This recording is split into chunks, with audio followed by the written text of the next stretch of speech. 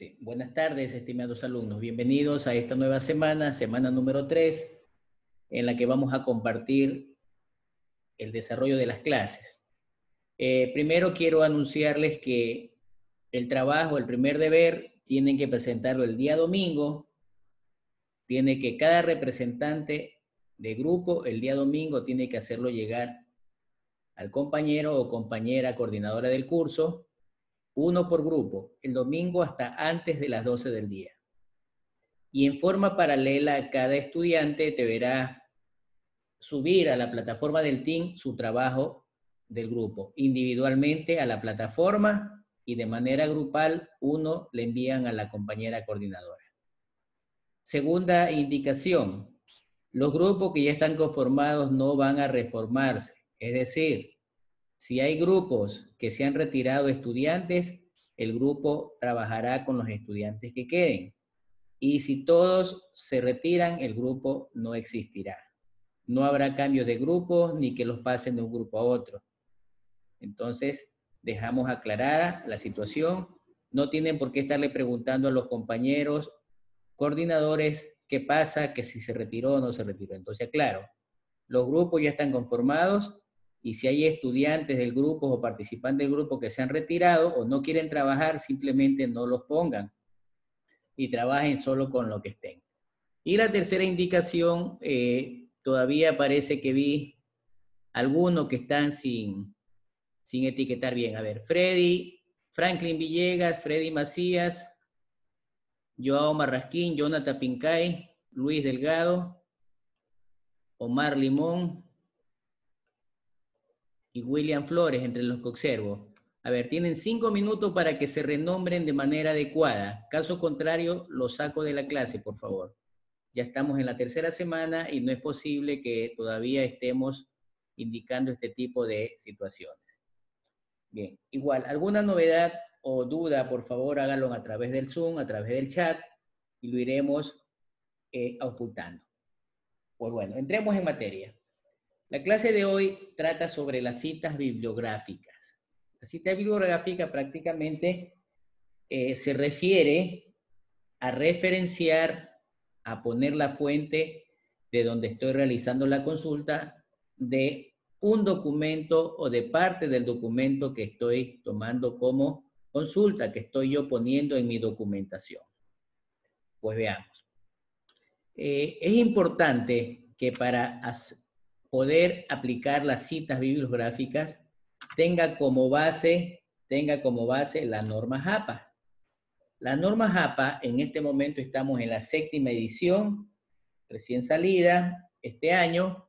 Ustedes la tienen en la carpeta de biblioteca, ahí en la plataforma del TIN, o en caso contrario la pueden ustedes descargar o consultar en el internet. La norma APA no es más que un manual, no es más que un documento que me permite guiar sobre cómo tengo que establecer mi estilo de documentación. Es decir, que mi documentación debe estar con calidad, debe tener prolijidad, es decir, bien presentable, que tenga y que se evidencie el aporte técnico profesional, entre otras cosas. Bien, ¿qué es y para qué se usa la cita? ¿Qué es y para qué se usa? Pues realmente la cita bibliográfica, como lo dice allí, es una transcripción parcial. Es una transcripción parcial de un párrafo, de un texto, que la hemos copiado de algún texto, de algún trabajo. Sin embargo, tenemos que citarla porque no podemos tomarnos información de otros autores y querer hacerla pasar como que fuera propia. Sin embargo, la cita es una herramienta que sirve para 3 cosas.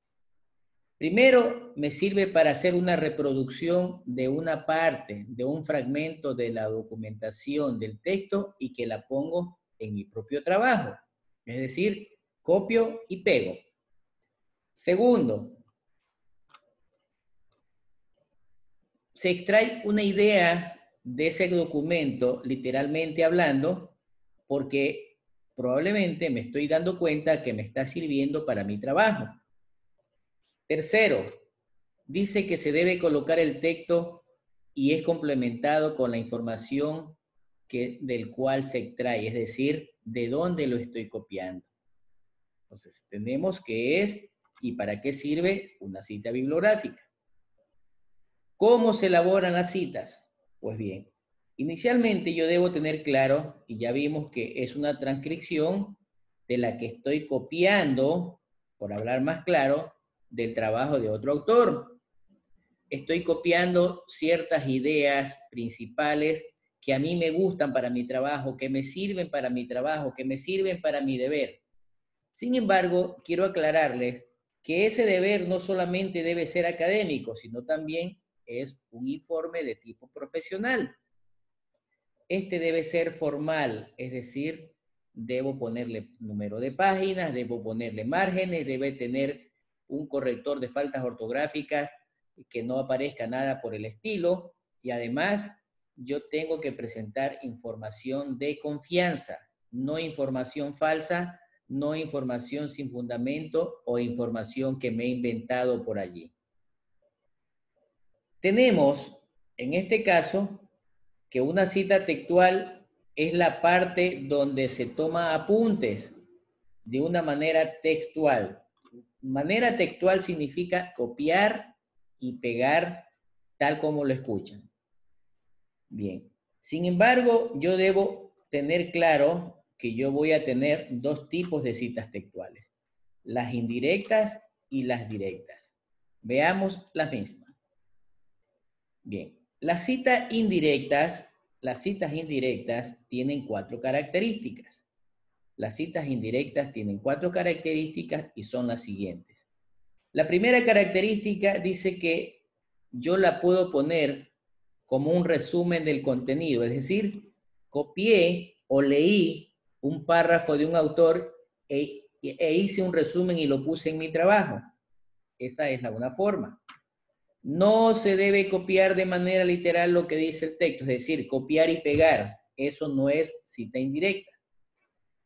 Sin embargo, el autor debe realizar una síntesis de lo que yo estoy consultando. Eso como tercer punto. Y cuarto, es importante también citar al autor de donde yo estoy copiando. Y las citas se lo llaman en normas APA. Es decir, yo no puedo poner, suponiendo este párrafo, y digo, entre paréntesis pongo Basurto. No, tengo que poner como me dice la norma APA. La norma APA dice que debe ir apellido y año del trabajo, pero del trabajo del que se está consultando. Las citas directas, o también llamadas citas textuales, las citas directas, o también llamadas citas textuales, en cambio, dice que de manera general, tanto los estudiantes, profesionales o investigadores, todos, nadie, sin ninguna excepción, deben documentar en sus trabajos las opiniones de otros autores o de otro autor de cualquier trabajo, de libro, de informe, del internet, de página web, y hacerse esta con referencia al texto original. Reitero, también tiene que aplicar normas APA. Con mucha mayor razón la cita textual, porque estamos allí sí copiando tal cual como lo visibilizamos. Es decir, copiamos y pegamos. Es importante también de que las citas indirectas yo la puedo representar como una cita parafraseada. ¿Sí? Una cita parafraseada, también denominada cita contextual, ya no textual, sino cita contextual.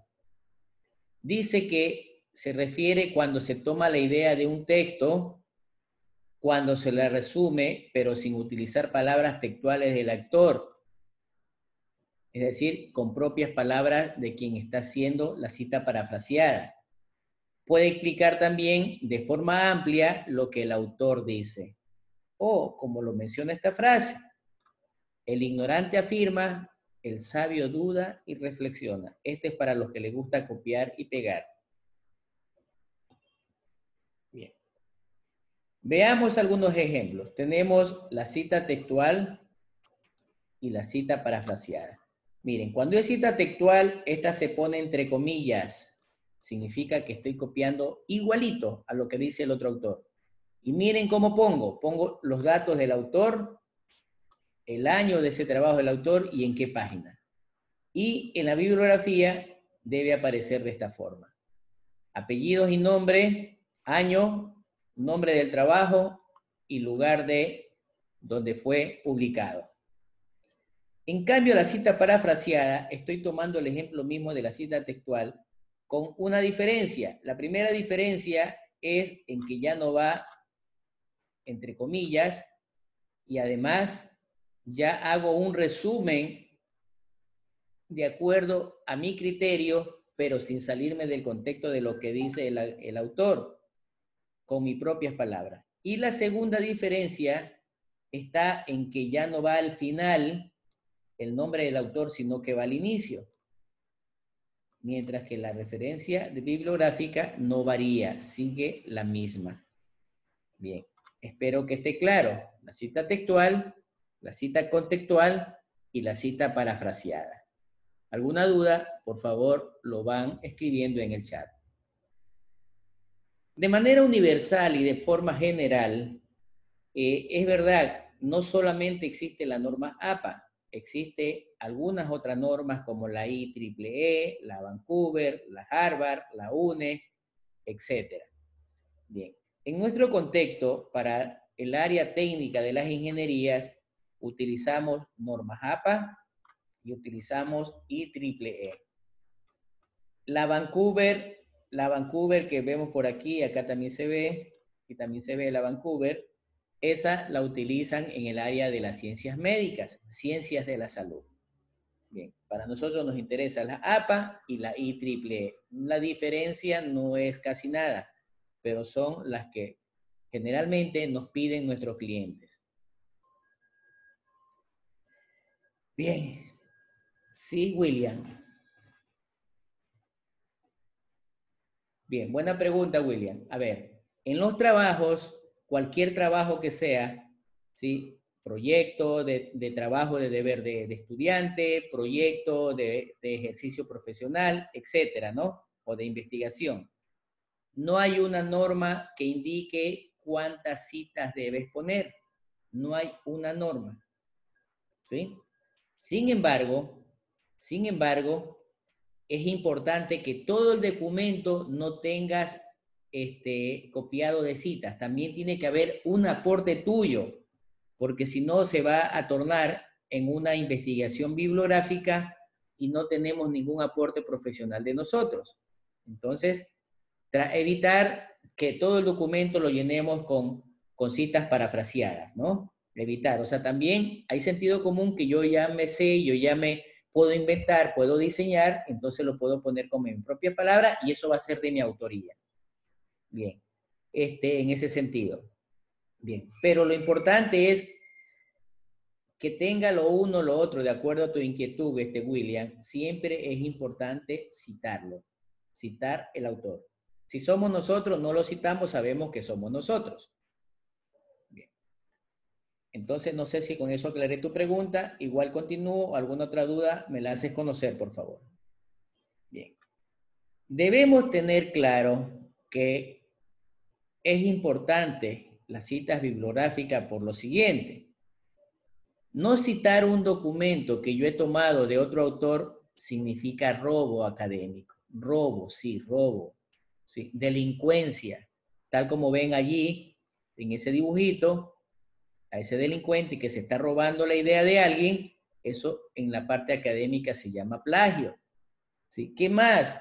¿Qué más nos damos cuenta cuando robamos ideas de otros autores? Nos damos cuenta que no estamos aplicando ética profesional. A nosotros tampoco nos gustaría que nos roben la idea de nuestro proyecto. Por ejemplo, yo vengo y pasé una proforma a un cliente. Pero sucede que se filtró información, robaron la información por allí y se la pasaron a la competencia. Mira, ve, cotiza que esto están presentando.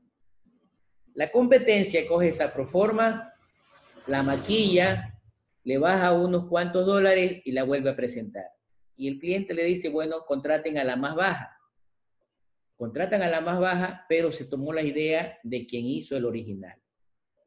Otro ejemplo, a todos nos ha de haber pasado en la escuela, colegio o ahora en la universidad, que un compañero nos presta nuestro deber o nosotros le prestamos el deber a otro compañero porque no lo hemos hecho o no lo han hecho, y sucede que el compañero copió el deber o copiamos el deber, lo mejoramos o lo mejoró, presentó al profesor y sucede que el que copió sacó mejor nota que el otro. Y a veces ha sucedido que el profesor cree que el que copió es el dueño del trabajo original. Ha sucedido eso, eso también es plagio, eso también es robo académico. En la parte profesional, el plagio, el robo académico puede ser, en este caso, lo que se le hace a los ladrones. ¿Qué significa? Cárcel, significa indemnización. Pago significa indemnización por robo de plagio. Ustedes han de haber escuchado los cantantes, por ejemplo, que siguen demandas por plagio a la música, por plagio a la letra o al tema. Entonces, y se van a demandas legales que implican situación penal, que es cárcel, y situación judicial, que es pago de indemnización. Entonces, mucho cuidado. Por eso, pongamos la cita bibliográfica, incluyámoslas, es vital. Es más, lo que decía William, si yo estoy parafraseando, cito, eso también me da una imagen académica y ética profesional bastante buena. El plagio es grave, ya lo mencioné, el plagio es robo de propiedad intelectual. Para esto, es recomendable que hay que respetar el trabajo de otros autores. Bien, les pongo dos anécdotas tengo yo. Voy a compartirlas. Yo estaba cierto día haciendo reparar una impresora y tenía en la mano unas hojas membretadas de mi consultora. Entonces, un señor se me acerca, me dice, señor, ese logotipo es mío. Y a mí me sorprendió, le digo, ¿cuál? Ese de ahí del que tiene impreso. Entonces, yo no le dije por qué ni nada por el estilo. Simplemente le pregunté, ¿y cuándo lo hizo usted? Tiene un año. Discúlpeme, pero ya la consultora que yo tengo tiene 14 años. Entonces, eso implica que yo no le he robado su idea. Usted ha de haber sido que ha robado mi idea. No me dijo nada. Y la segunda anécdota que tengo es cuando en algún momento yo presenté un trabajo y me di cuenta que la proforma mía estaba idéntica a la de la competencia. Se había bajado de precio, pero no hay robo perfecto. Se había olvidado de quitarles mis datos informativos en el pie de página de la hoja. Se había olvidado. Miren, imagínense. Por eso que no hay robo perfecto en la parte académica. Señores, debemos respetar el trabajo de otros. Y una última anécdota que tengo. Ustedes ven, a mí me gusta compartir mi información, mis diapositivas, se las subo, cójalan, entre otras cosas, ¿verdad? Entonces, ¿qué pasa con el estudiante? Perdón, con los colegas y estudiantes, ¿no? En cierta ocasión un colega me dice, José, ¿tú tienes algún material sobre proyectos? Le digo, sí, ¿me puedes facilitar? Claro, y le presto. Pero yo le pongo ciertas encriptaciones para que no se puedan borrar ciertos datos de mi nombre, de la consultora, entre otras cosas, ¿no? Para esto, el compañero no me había dicho que las necesitaba para dar clase en la universidad. Y sucede que el compañero las estaba utilizando y había sobrescrito sobre mi nombre y se ponía como autor. Había un estudiante que también estudiaba acá en la facultad, y me dice, profesor, le cuento que el profesor tal está utilizando sus diapositivas para clase. En buena hora, me alegra. No, no, no, me dice, pero es que él las ha puesto como que si fueran de él, de su autoría.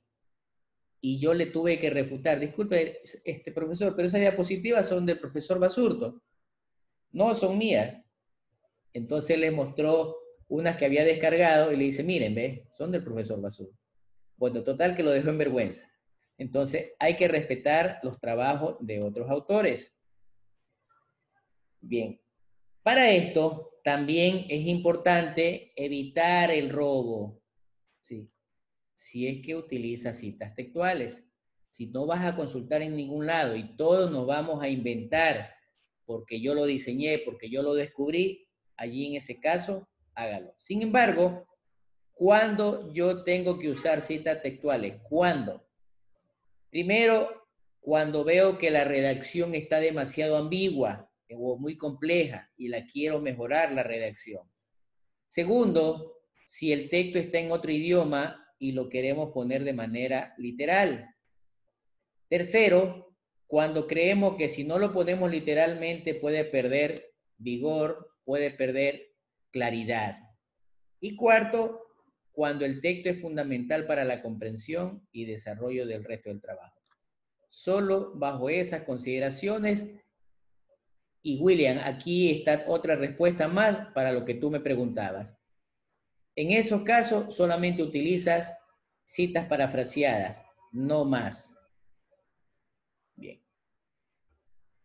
Afortunadamente la tecnología nos ha ayudado muchísimo y en la actualidad contamos con un sinnúmero de aplicaciones pagadas y no pagadas, o sea, pagadas o gratuitas,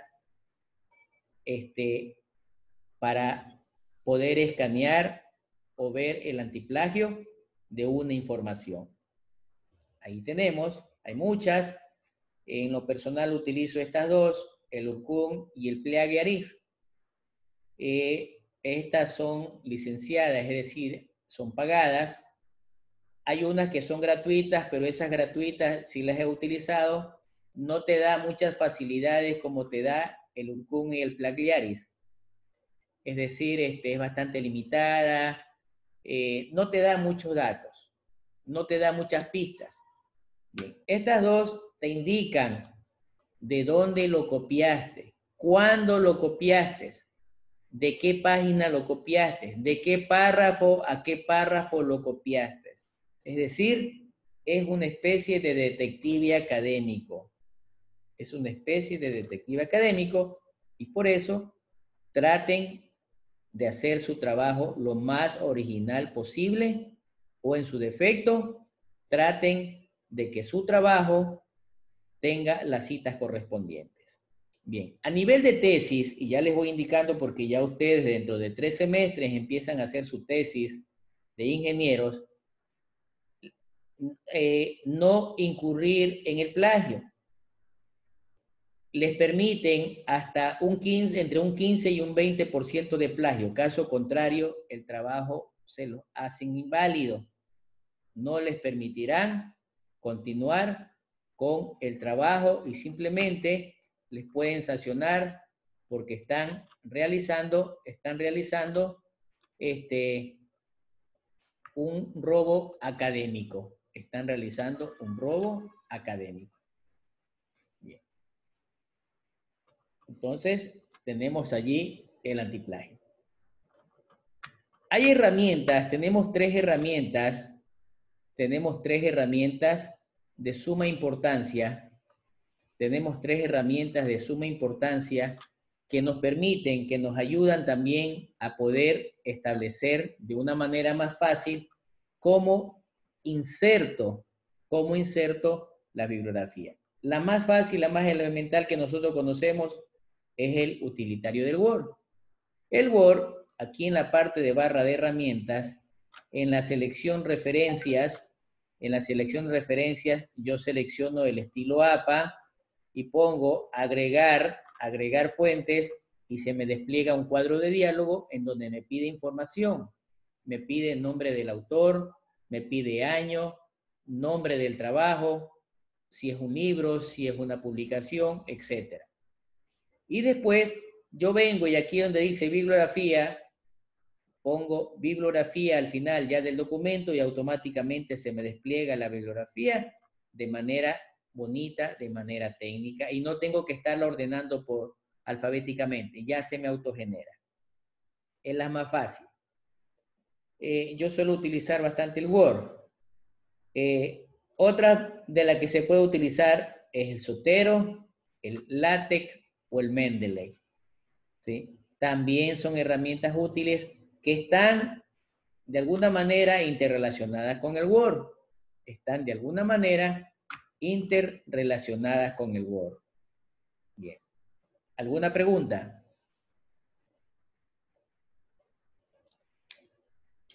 Bien. ¿Cuáles son las recomendaciones para evitar las citas excesivas? William, aquí hay otra respuesta más.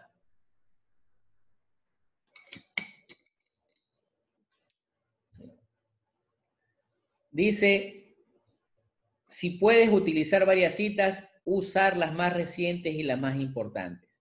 Bien, cuando hablo de las más recientes, generalmente te piden de los últimos 10 años, de los últimos 10 años, es decir, relevantes, recientes, importantes, es de los últimos 10 años. Hay otros que te piden de los últimos 5, pero generalmente de los últimos 10. Sin embargo, hay documentos, hay investigaciones, hay libros, hay publicaciones que se le llaman clásicos, se le llaman bestseller, ¿sí? Es decir, que tienen más de 10 años, 20, 30, 50 años. Esos clásicos sí son considerados como relevantes, como importantes. Segundo, no citar información de revistas locales o de escasa información. Eso significa que son documentos que no tienen importancia, que no son muy válidas, que no son recomendables.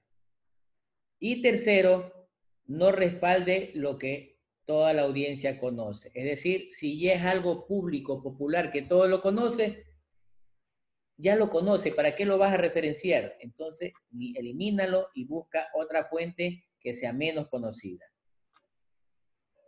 Bien. Allí tienen algunos enlaces en donde ustedes pueden ampliar, profundizar todo lo que quisieran saber sobre citas bibliográficas. Bien. Entonces, queridos alumnos, hemos terminado con las citas bibliográficas. Vamos a pasar a otro de los temas. Vamos a pasar a otro de los temas para ir coordinando, para ir avanzando en nuestra explicación y en nuestro desarrollo académico de la clase. Bien.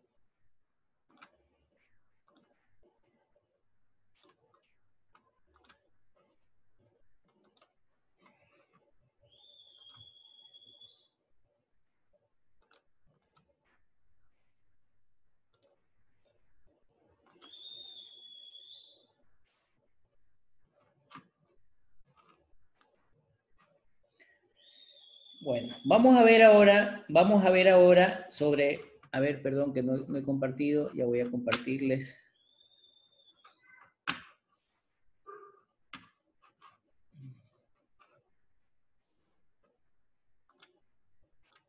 Vamos a compartir, pensé que ya tenía compartido. Por aquí tenemos. Y listo. Entonces, vamos ahora a compartir sobre el texto, es decir, los tipos de textos. De pronto puede ser aburrido, ¿no? Pero reitero, es de gran importancia porque esto nos ayuda a mejorar nuestra formalidad cuando tenemos que escribir. Dicho sea de paso, en forma lamentable, estamos distorsionando el lenguaje del castellano. Combinamos inglés con el español o el que ustedes conocen como el Spanglish, específicamente en las redes sociales o en el WhatsApp, que es el más utilizado. ¿Qué más tenemos? Empiezan a utilizar ciertos gráficos, ¿verdad? Ciertos memes, ciertos emoticones o ciertos gráficos que a veces ponemos XXD, ¿verdad? ¿Sí? Y a veces no sabemos qué significa eso, o dentro del mundo de los millennials y ochenteros quizás van a darse cuenta que sí lo entienden, pero lamentablemente se torna demasiado a veces informal y tal como lo escriben en el WhatsApp, así mismo presentan en los trabajos o presentan en un correo, o no saben hacer ni siquiera una solicitud. Pues bien, veamos los tipos de texto. Bien. Voy a iniciar con, una frase, de El País de la Maravilla. Es un documento cuyo autor es Membo Giardinelli, ¿sí? Membo Giardinelli, e indica lo siguiente. Observen, comilla al inicio, comilla al final. Significa que lo he copiado textualmente. Y dice lo siguiente. Ante el espectáculo del desastre caben tres actitudes. 1. Contemplar el desastre y observar, asustados como todo se destruye. 2. Huir para no ser aplastado por los escombros. 3. Y recuperarse enseguida, evaluar daños y ponerse de inmediato a reconstruir. Dentro del texto yo necesito investigar, es decir, la observación es una parte de la investigación. ¿Qué más hago? En la parte 2, empiezo a preparar, a asimilar lo que observé, a procesar. Y 3, hago una acción, ejecuto, para ver cómo tengo que buscar la solución a un problema identificado.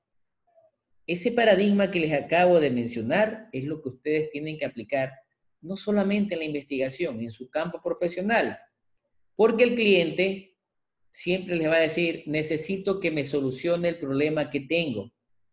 Y para solucionar el problema que tiene, usted tiene que empezar a preguntar, a ver, a observar, a indagar qué está pasando y desde cuándo y por qué. Entonces empezamos a procesar, tenemos claro qué es lo que podría suceder y empezamos a buscar su solución. Entonces, miren el análisis que hemos hecho. Como parte introductoria, yo me encuentro con dos situaciones importantes, la coherencia y la cohesión. Pues bien, veamos. Dice que cuando se está utilizando un lenguaje, producimos un texto. Al hablar, si yo estoy grabando y después lo tipeo, genera un texto. Y esto se lo define como una unidad de lenguaje en uso. Para esto hay que trabajar en el texto como producto de una actividad verbal, social, cotidiana, donde yo tengo un emisor y un receptor y al cual tengo que comunicarle. Esto debe estar estructurado.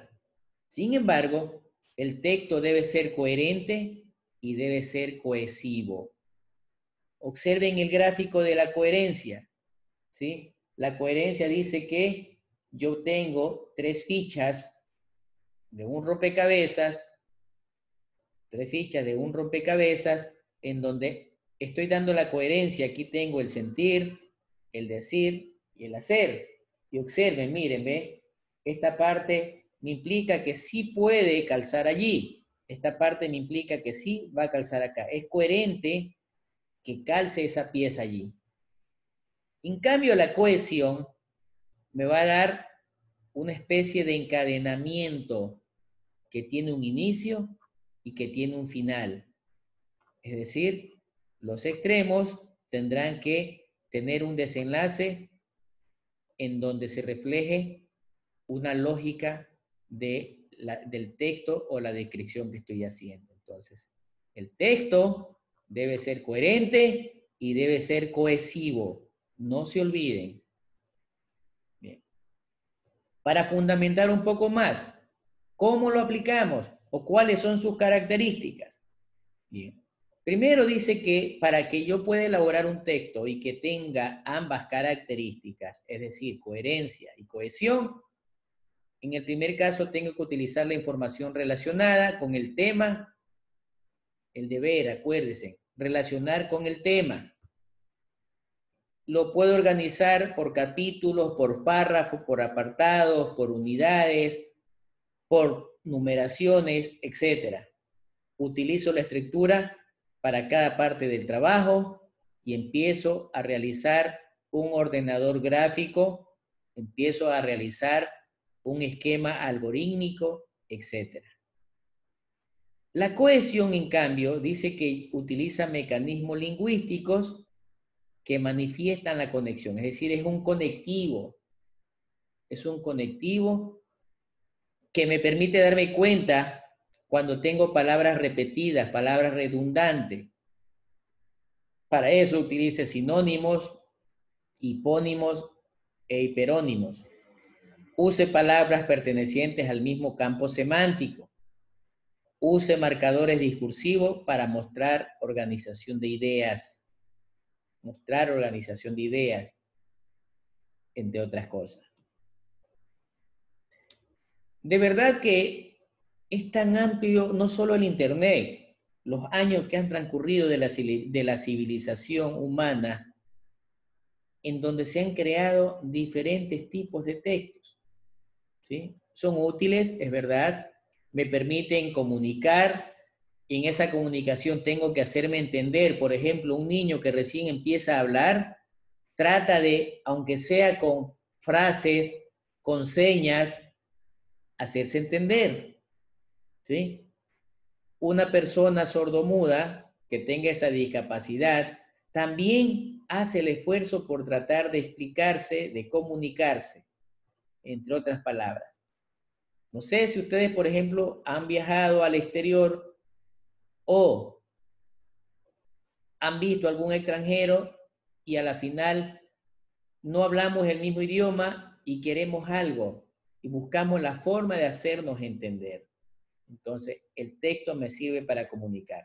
Lo puedo hacer a través de una crónica de periódico, una nota de opinión, una biografía, un aviso clasificado de ventas, un examen, un informe, etc. Bien. Dentro de todo este contexto y esta variedad de texto, aquí yo he seleccionado 4 en donde tengo uno que tiene enfoque técnico científico, humanístico, literario o periodístico. Y miren los elementos que utilizan, dependiendo de cada uno de ellos, argumentan, exponen, narran, describen, informan, ¿sí? Aplican cierta parte de la deducción, inducción, hacen un ensayo, es algo dialogado o simplemente es una opinión subjetiva a la que yo tengo que respetarla. Y lógicamente tiene un enfoque en algún ámbito jurídico, administrativo, publicitario o coloquial. Entonces tenemos que ver de qué forma nosotros tenemos que enmarcar dentro del texto. Para nuestro caso, nosotros vamos a trabajar netamente con la parte técnica científica. Tenemos que argumentar, fundamentar.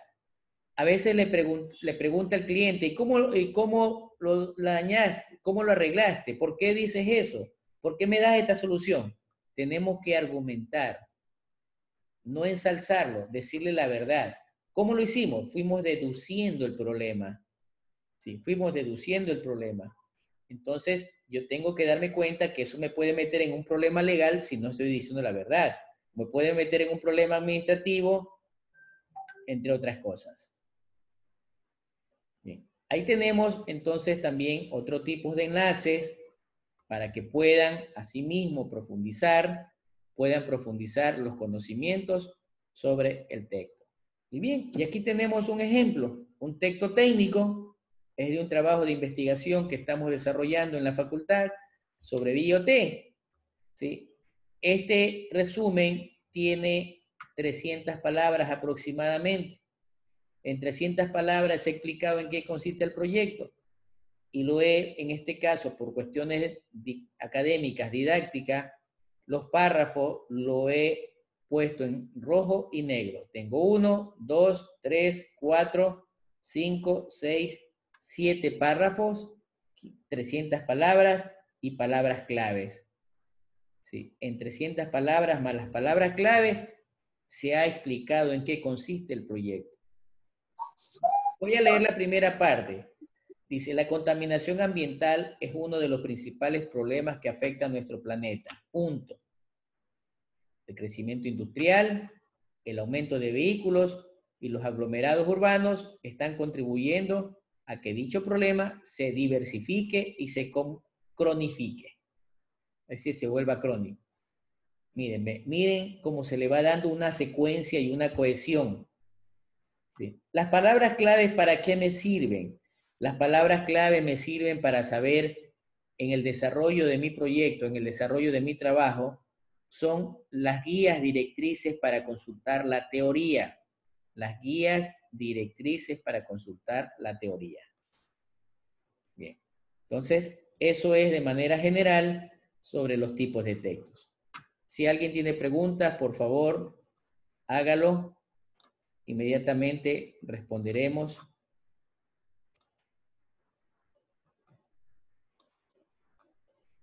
Sus inquietudes. Bien. Vamos a ver ahora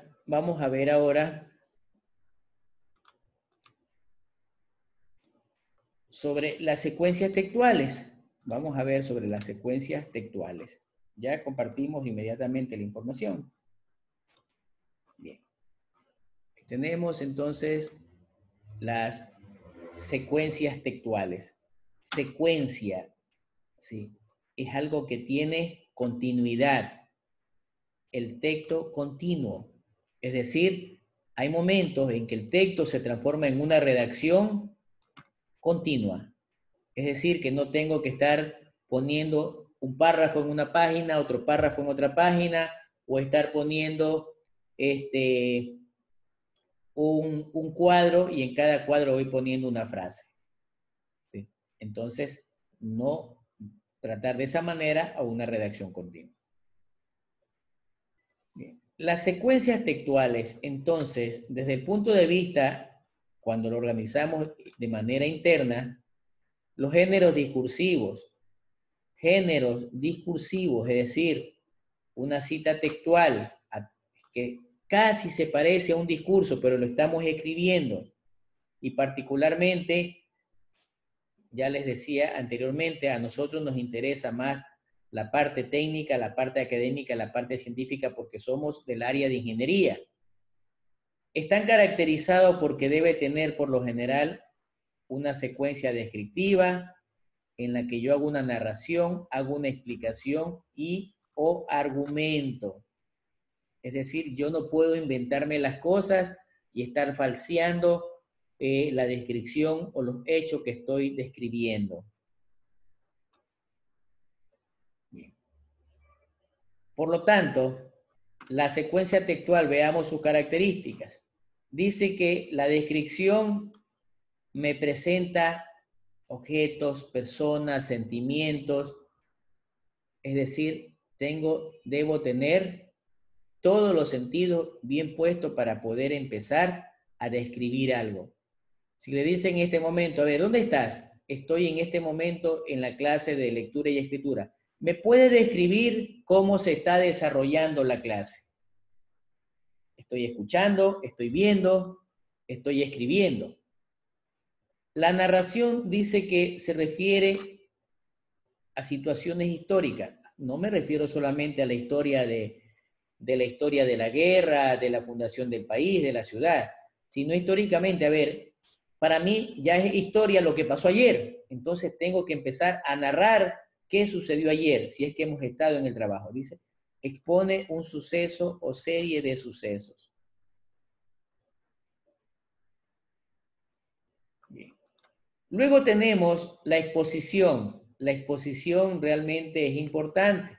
A veces ya tenemos la descripción. Por ejemplo, yo en este momento, con la clase que estoy haciendo, estoy exponiendo, estoy tratando de explicar las ideas claras, afines, objetivas, donde informo lo elemental, lo sustancial. Sin embargo, tengo que argumentarlo. La argumentación es una fundamentación, es una evidencia que estoy demostrando la prueba, los hechos, entre otras cosas. Por lo tanto, yo puedo tener una secuencia expositiva estructuralmente o una secuencia argumentativa también estructuralmente. La expositiva dice que su objetivo es explorar y presentar información, mientras que la argumentativa influye y modifica opiniones. La primera se basa en hechos y objetivos. Cuando hablo de objetivos se refieren a metas, a situaciones de hitos ya establecidos. En el caso de la argumentativa, hace énfasis en el intelecto y las emociones, es decir, lo que yo conozco y lo que yo creo o pienso. La expositiva busca informar, describir y explicar y sigue modelos estructurales y de sobremanera es clara. ¿Sí? En cambio, la argumentativa, más que todo, se la utiliza en el ámbito académico. Hay muchos criterios y tenemos que respetar lo que dicen los alumnos o los profesores. En la parte laboral, asimismo, ¿sí? En el trabajo, así como están ustedes ahorita haciendo los trabajos grupales, hay infinidad de ideas o enfoques diferenciados, pero donde más se lo aplica es en la parte política. En muchos de los casos es real y en muchos de los casos es imaginario o es inventado. Esto también es un ejemplo, parte del proyecto que les indiqué anteriormente. En el mismo tiene una secuencia textual, sin embargo, lo único que se tiene presente es que está presentada la descripción de la secuencia del texto en orden lógico. Además, estoy poniendo números, estoy poniendo viñetas. Ese orden lógico representa un algoritmo. Sin embargo, no hay recetas para hacer secuencias textuales. Simplemente tengo que ir haciendo la narración tal como debe ser. Por ejemplo, sin ver lo que ya tengo planteado como ejemplo. Yo puedo poner una cita textual desde hoy día, desde el momento que me levanté. ¿Sí? Puedo poner, una vez que el despertador sonó a las 6:30 de la mañana, procedí a levantarme y me pegué una ducha, me pegué un baño, me cepillé los dientes e inmediatamente en 15 minutos posteriores desayuné. Una vez que desayuné, me terminé de arreglar para trasladarme a mi lugar de trabajo. En mi lugar de trabajo empecé a organizar y encender mi computador y la agenda que tenía que desarrollar en ese día. En el desarrollo del trabajo, pues ya tocó la hora del almuerzo, se hizo, me empecé a escuchar las noticias y posteriormente se inició a las 3 de la tarde la preparación de las clases con el quinto paralelo A, etcétera, etcétera. Entonces, mírenme, eso es una secuencia.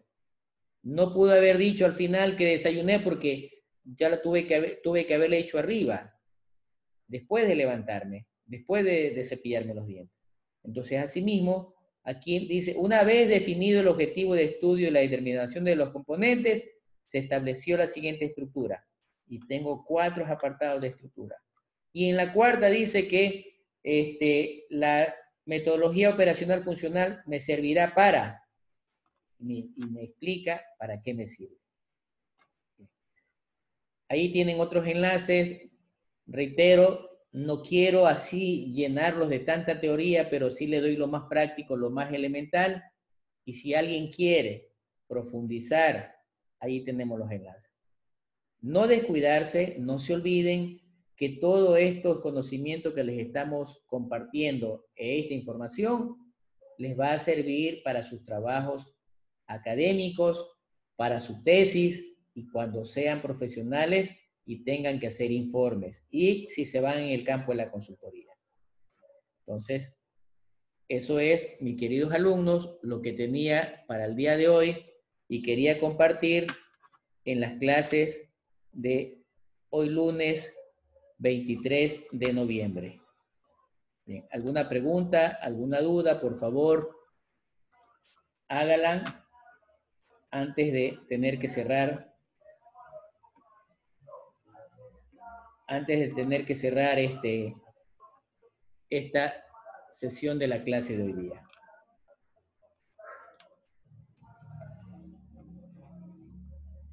Bien, veo que no hay. Gracias. Por este tema no tengo una duda, pero tengo una Un duda. ratito, Carlos, un momentito. Teníamos 34 que estaban, 34 personas, compañeros, incluido yo, que estábamos en la clase. No sé por qué se habrán retirado. Bueno, de todas maneras voy a chequear el reporte del Zoom, ¿no? Ahora sí, Carlos, adelante. Yo tengo una duda, pero fuera del tema, y es que ¿cómo puedo ver las clases grabadas? ¿Están subidos los links en el aula? Bien, ¿usted recién entra a clase? ¿No? En antes. Por eso, no, recién entra a la primera clase que entra. Ah, no, no, no. Ya había entrado en todas las clases antes. Ya, yo ya lo dije al inicio, todas las clases se la ven en el canal de YouTube. Ah, ya está bien. Ya, se la descarga. Sí, sí tiene ahí en la lámina está el canal de YouTube. También está en el Team o en SGA, ¿no? Sí. Esta se la sube máximo en 24 o 48 horas, pero se las están subiendo ya al canal de YouTube. Ahí tienen las clases grabadas, claro, están sin editar, ¿no? Están grabadas tal como las coge el Zoom. Ahí están las explicaciones que se van dando, ¿no? Perfecto, Carlos. ¿Alguna otra duda, por favor, algún alumno?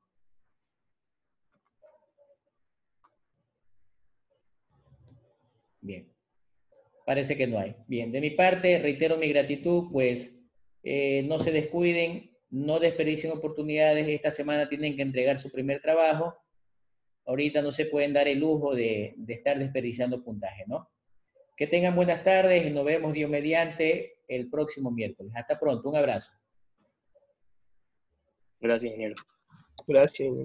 Okay.